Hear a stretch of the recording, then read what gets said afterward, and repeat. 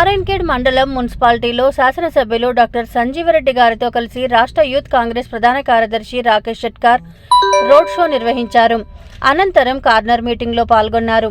Corner మీటింగ్లో MLA doctor Sanjeeva Reddy, youth Congress ప్రధాన కార్యదర్శి రాకేష్ షెట్కార్ మాట్లాడుతూ, కాంగ్రెస్ పార్టీ మాటల ప్రభుత్వం కాదు, చేతల ప్రభుత్వమని, ప్రజలకు సేవ చేయడమే మా లక్ష్యమని, సేవే లక్ష్యంగా పేదలకు నారాయణఖేడ్ నుండి 1 లక్షల మెజారిటీ ఇవ్వాలని కోరారు. భాగంగా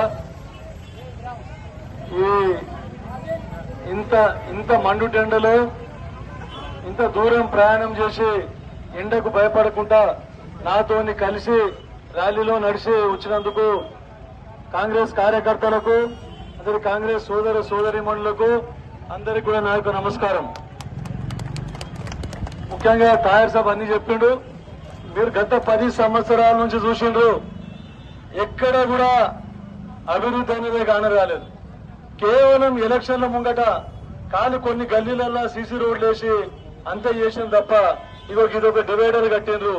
ఆల్రెడీ ఇది నేషనల్ హైవేల 50 కోట్ల బడ్జెట్ దీనికి శాంక్షన్ ఉన్నది. అయినా కూడా మళ్ళా వారు 3 కోట్లు శాంక్షన్ చేసుకుని 3 కోట్ల రూపాయలు దండుకోవడానికి ఈరోజు డివైడర్ కట్టింది. అదే వైడనింగ్, రోడ్ వైడనింగ్ మాత్రం చేయలేదు. కొన్ని రోడ్డు మీద డాంబర్ పోసిండ్రా అంటే రోడ్డు మీద డాంబర్ కూడా పోయలేదు. ఎంతో మంది మోటార్ సైకిల్ మీదకి వెళ్ళి పడి యాక్సిడెంట్ అయ్యి కాలు విరిగిపోతా ఉన్నాయి.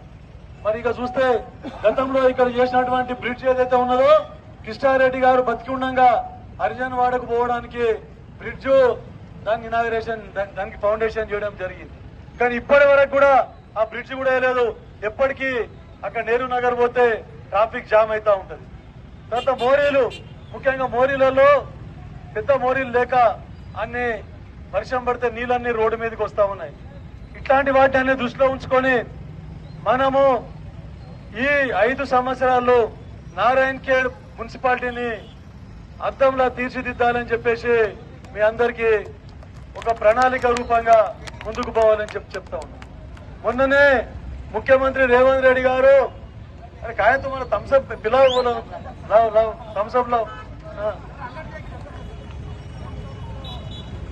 ముఖ్యమంత్రి కాగానే